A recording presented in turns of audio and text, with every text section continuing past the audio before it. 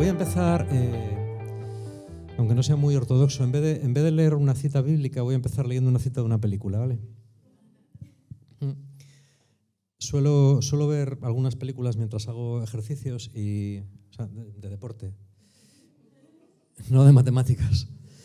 Y esta mañana estaba viendo una peli y estaba escuchando un diálogo y paré de hacer flexiones, y me puse a copiar el diálogo porque me pareció muy bueno, ¿vale? Y os lo leo. Dice así: pinto las tumbas de los profetas. Esta es una escena en la que están un tío pintando una iglesia y otro ayudándole, ¿vale? Una iglesia en Austria. Pinto las tumbas de los profetas. Ayudan a la gente a mirar desde estos bancos y soñar. Miran arriba e imaginan que si hubieran vivido en tiempo de Cristo, ellos no habrían hecho lo mismo. No habrían asesinado a los que ahora adoran. Pinto todo ese sufrimiento, pero yo no sufro. Yo vivo de ello. Lo que hacemos es simplemente crear compasión. Creamos admiradores, no creamos seguidores. La vida de Cristo te exige mucho.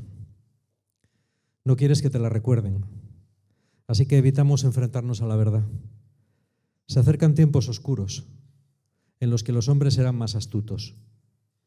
No lucharán contra la verdad, simplemente la ignorarán.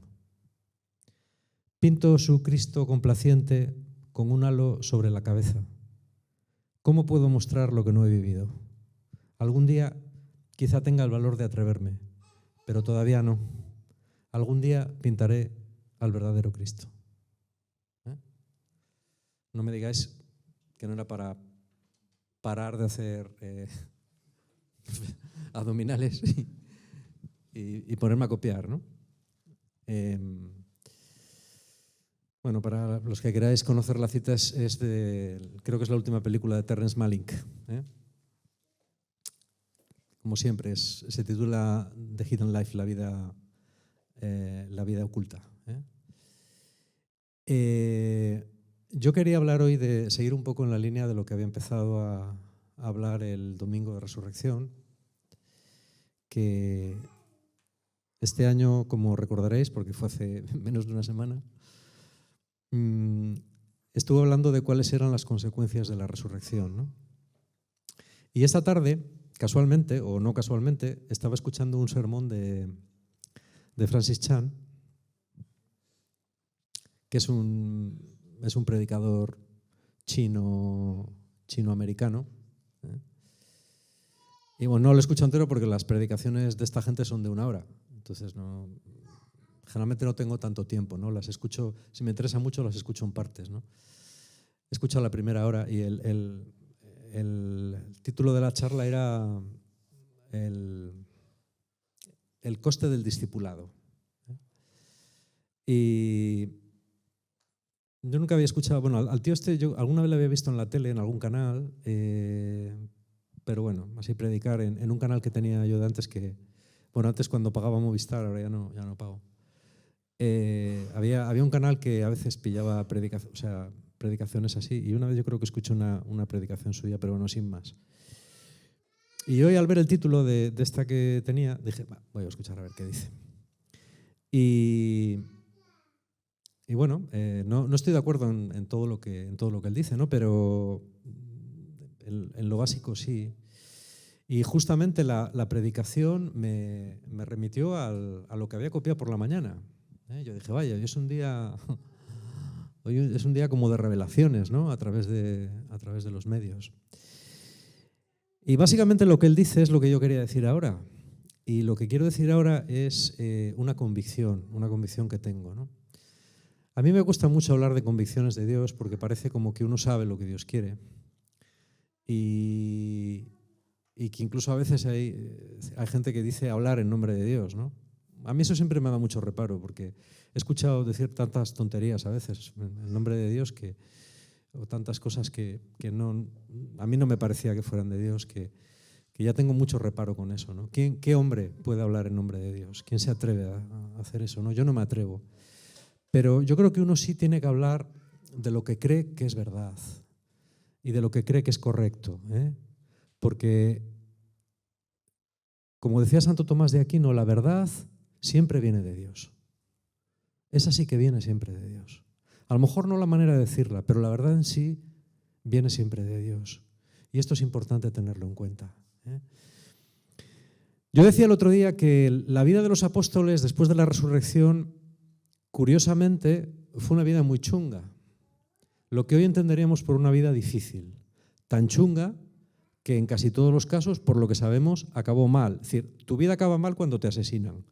Cuando te asesinan es que tu vida acaba mal. Es decir, ahí no hay duda de que tu vida no ha acabado bien, cuando alguien te quita de en medio. Porque eso suele ser antes de tiempo.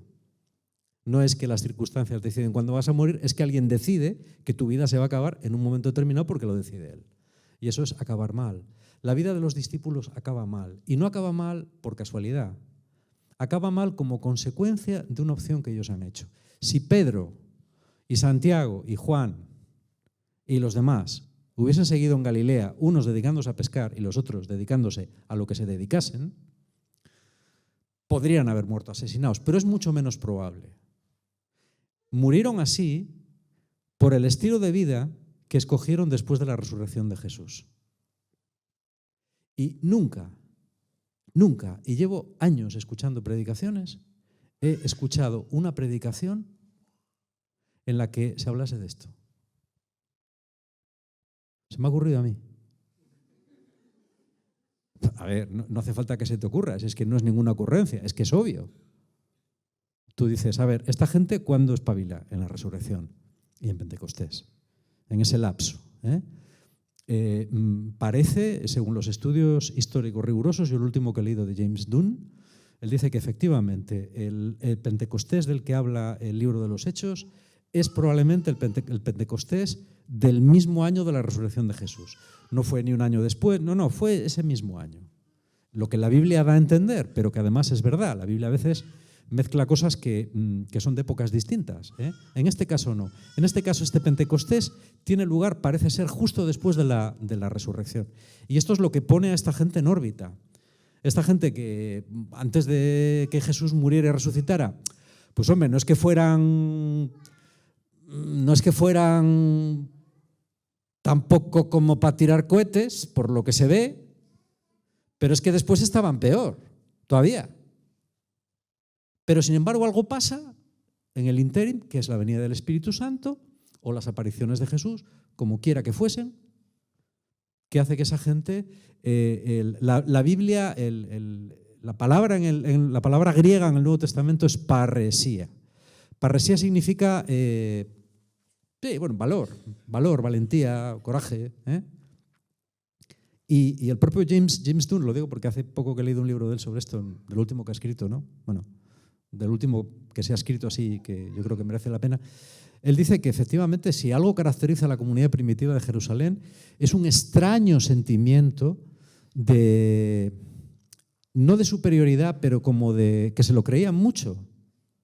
Es decir, se nota en las fuentes, todavía, en las fuentes que se escriben, como el Evangelio de Lucas, 50, 60 años después, dice, esas fuentes todavía de alguna manera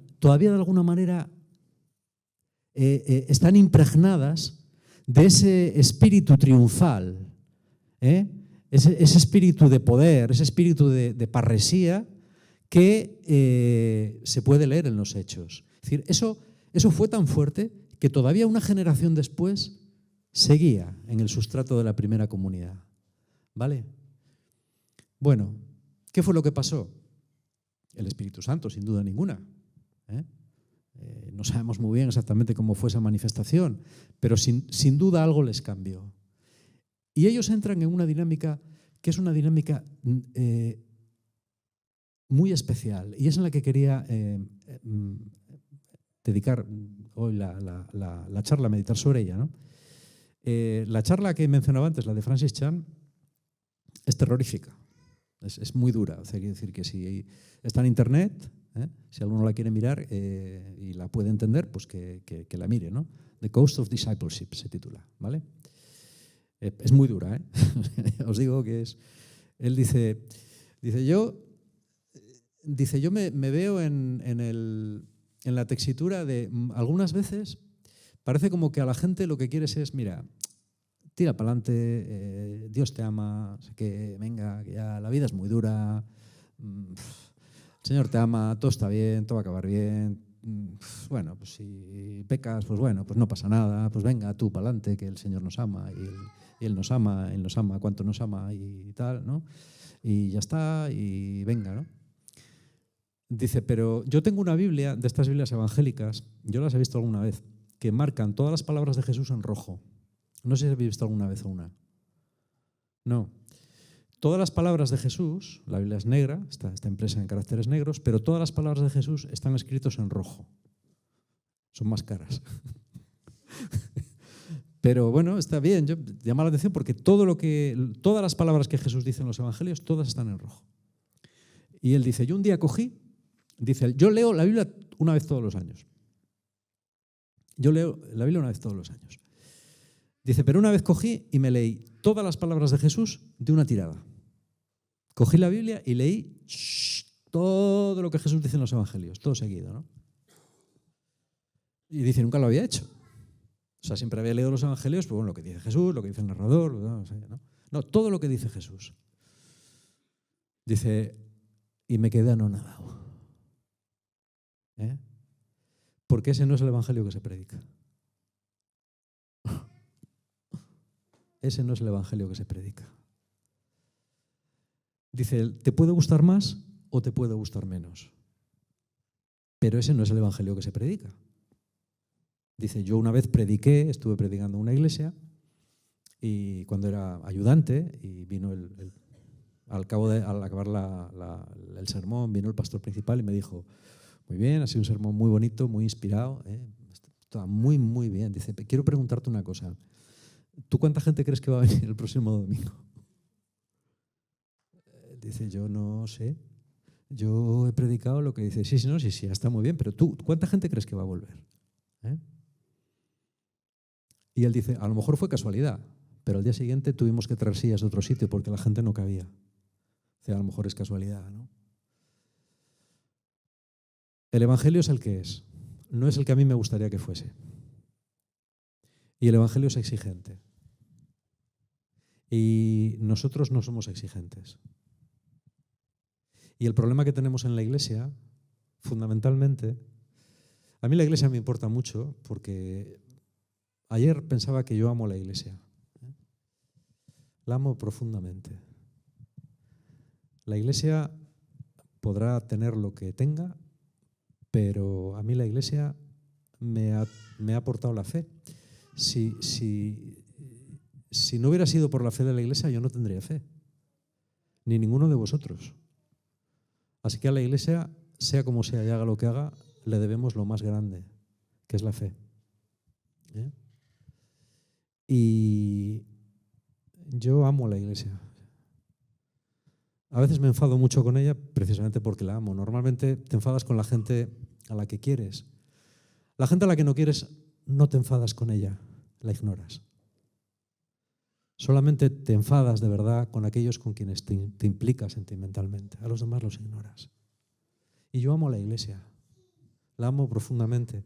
Y la amo profundamente en una época como en la que estamos ahora, en la que la veo sumida en una enorme confusión. Lo he dicho muchas veces y lo sigo diciendo. Estamos en un tiempo muy complicado para la iglesia. Muy difícil. Muy, muy difícil. Porque la propia iglesia, a diferencia de lo que pasaba en siglos anteriores, se está haciendo eco de la división que hay en el mundo. El mundo está profundamente dividido. En el mundo hay como dos visiones, una más liberal y otra más conservadora, por sintetizar mucho.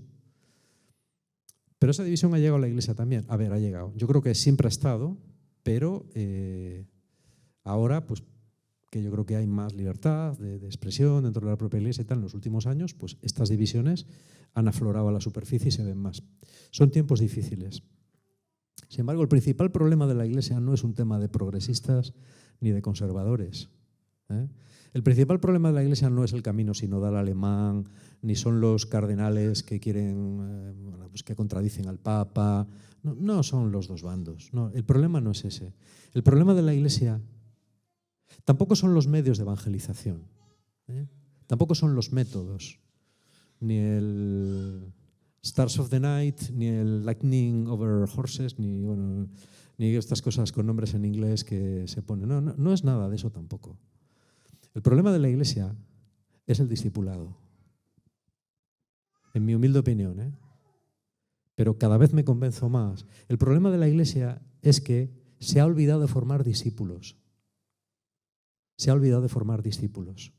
Lleva demasiado tiempo formando creyentes, pero no discípulos. ¿Qué diferencia hay entre un creyente y un discípulo? El creyente normalmente vive feliz, el discípulo no. Esa es la diferencia. ¿Eh? Si miráis las canciones que cantamos, si miráis nuestro discurso, si miráis muchas veces lo que decimos, nos hemos fabricado un Dios a nuestra medida. Hablamos siempre en primera persona. Lo que tú me das, lo que tú me aportas, lo feliz que me haces, cuánto te quiero, cuánto te amo, Señor. Qué feliz soy, qué bien me tratas, cómo me quieres, qué dulce eres. Vale, eso está muy bien y es una parte de verdad, pero eso no es el Evangelio. No es el Evangelio. Yo os invito a que leáis el Evangelio todos los días, literalmente, como si lo leyerais por vez primera. Tú dices, yo voy a coger esto y lo voy a leer como si lo leyera por vez primera. ¿Qué me dice esto a mí? Pues me dice que ¿qué dice el Evangelio? El Evangelio no es este mensaje de caramelo que se nos predica o que nos predicamos unos a otros mutuamente. ¿Eh? Ojalá fuera así. Yo lo digo egoístamente, ojalá fuera así. A mí me vendría mucho mejor. Que me dijera, mira, Josué, tú no te preocupes, tú eres un tío guay, tú tienes el cielo ganado, tú, vale que tienes defectos, pero tú eres la leche, hombre, Dios te quiere muchísimo, no hay ningún problema, tú vive la vida todo lo bien que puedas y tal, y cuando te mueras, pues aquí paz y después gloria. ¿Eh? Pero yo no puedo leer el Evangelio y vivir así, yo no sé vosotros, pero yo no puedo, chavales. Y si vosotros podéis, a lo mejor es que leemos un Evangelio distinto. Yo cuando leo el Evangelio, por muy bien que me parece que me porte, y yo creo que muy gordas no las lío, yo creo, por lo menos mi conciencia no, sí me acusa de pecado, siempre los mismos, pero no me acusa de ningún pecado grave que yo voluntariamente diga, ahora voy a hacer lo contrario a la voluntad de Dios, no. Yo no veo nada de eso en mi vida. A lo mejor estoy chiflado y sí lo hay, pero yo no lo veo. Pero lo que sí veo es que yo no puedo leer el Evangelio y seguir igual, porque mi vida no es evangélica. ¿Y entonces eso qué significa?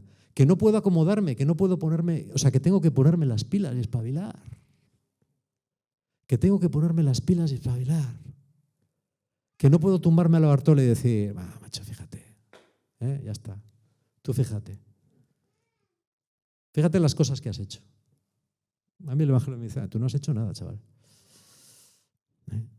No es que Dios me condene, tampoco siento que Dios me condene, ni que Dios condene a nadie. No, lo de Jesús es diferente. Es por un lado, yo no te condeno, vete y no peques más. Estás curado, ten cuidado no te pase algo peor. Estás limpio, vete y da testimonio.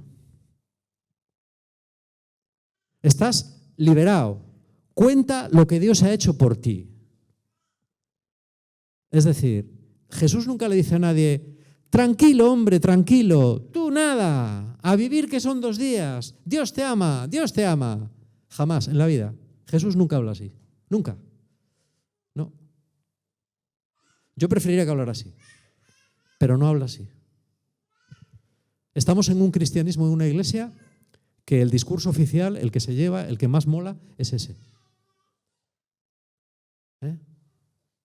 Dios te ama, Dios es bueno, Dios te quiere, mis heridas, mis sentimientos, mis emociones, lo que piensan de mí, lo que me valoran, lo que no me valoran, mis dones, mis talentos, mi reconocimiento, mi no reconocimiento, la gente. Eso no es el Evangelio, hermanitos. Eso no tiene nada que ver con el Evangelio. Eso es otra cosa. El Evangelio de las heridas y de... No, los heridos son los que mueren ahogados en el Mediterráneo. Eso sí estar herido. O vivir en un país del tercer mundo pasando 1000 calamidades, o estar viviendo en Ucrania, eso es estar herido. Lo nuestro no es estar herido, lo nuestro son chorradas. Vale, puedes tener un cáncer. Se te puede morir tu marido, tu mujer o tu hijo, vale, eso sí. Pero las mil bobadas que cada día llamamos heridas y por las que nos preocupamos y por las que hacemos dramas y por las que estamos para acá y para allá, y eso son tonterías y tenemos que aprender que son tonterías, son cosas de niños en la fe, no son cosas de adultos. Eso no es discipulado, eso son niñerías. Y Dios quiere hombres y mujeres que tengan un espíritu de niños, pero que no sean niños.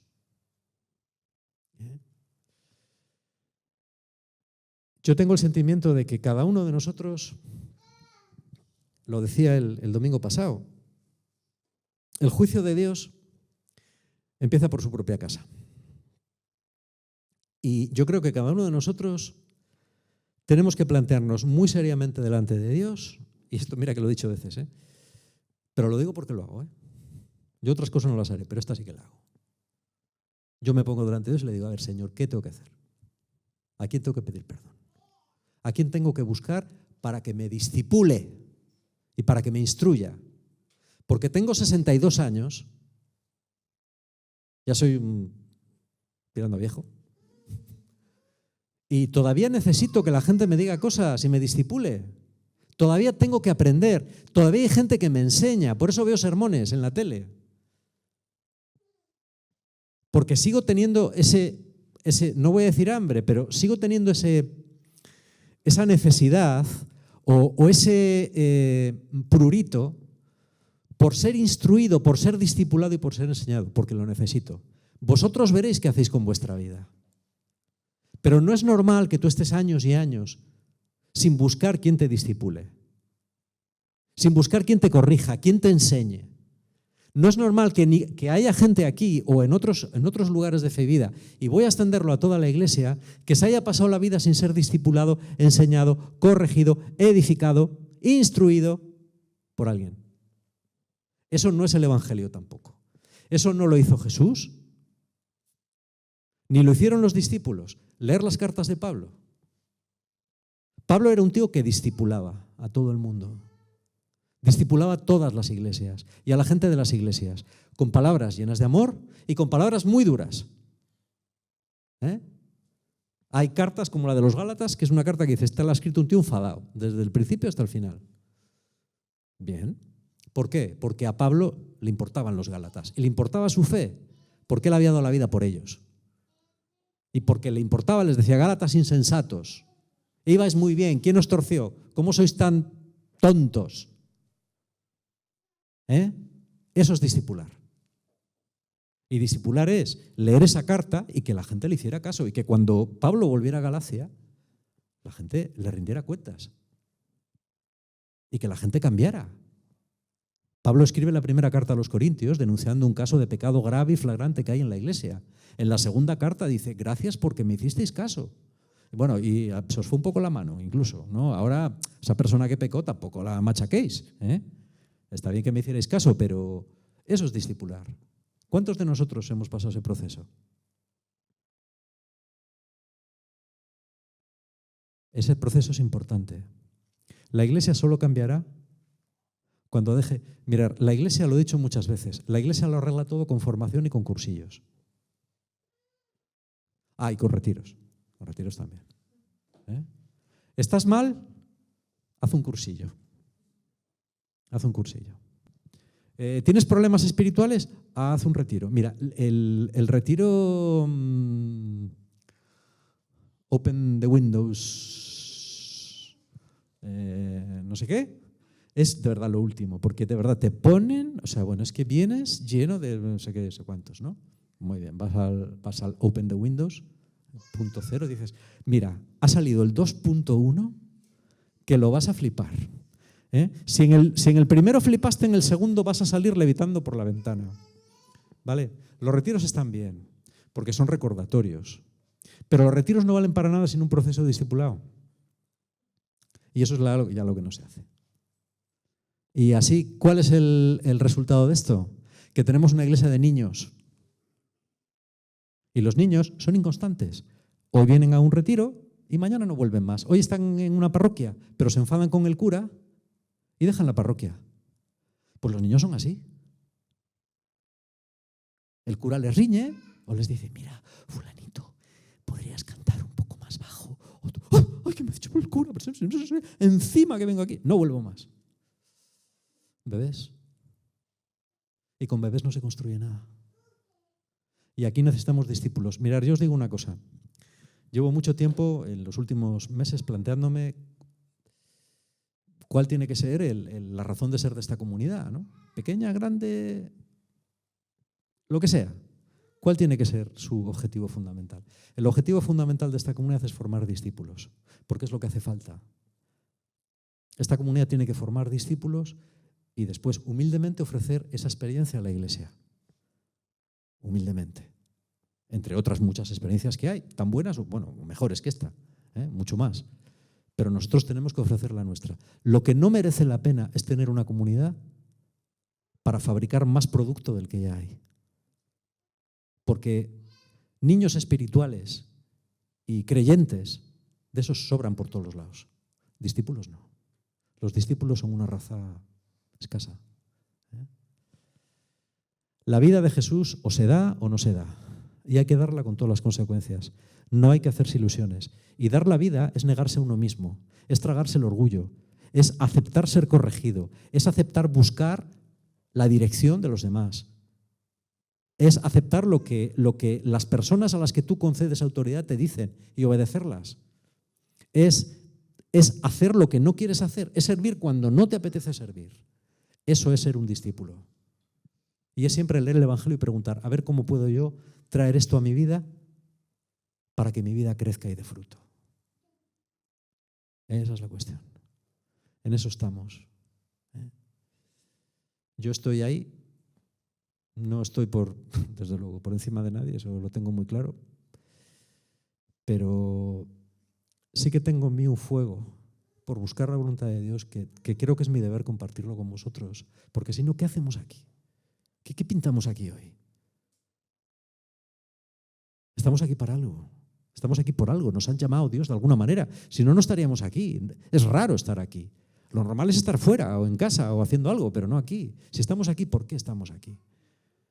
Tenemos que ser generosos respondiendo a la llamada de Dios. Cada uno desde donde puede, desde donde vea. No todos estamos igual, ni tenemos que compararnos. O sea, ¿por qué alguien se marcha a las misiones a vivir entre los no sé qué? No tengo que hacer yo lo mismo. ¿Por qué alguien decida consagrarse o vender todos sus bienes? Yo no tengo que hacer lo mismo. Yo no tengo que hacer lo que hacen los demás. Yo tengo que hacer lo que Dios me pide. Eso es lo único que yo tengo que hacer, lo que Dios me pide. Lo que sea. Si es vender mis bienes, vender mis bienes. Si es ir a ayudar a los pobres a no sé dónde, pues ir. Si es quedarme en casa y aprender y orar y machacarme y discipular y ser mejor en el día a día y dar testimonio, pues eso, lo que sea. Pero ser un discípulo. Amén. Bueno, la predicación de Francis Chan era peor, ¿eh?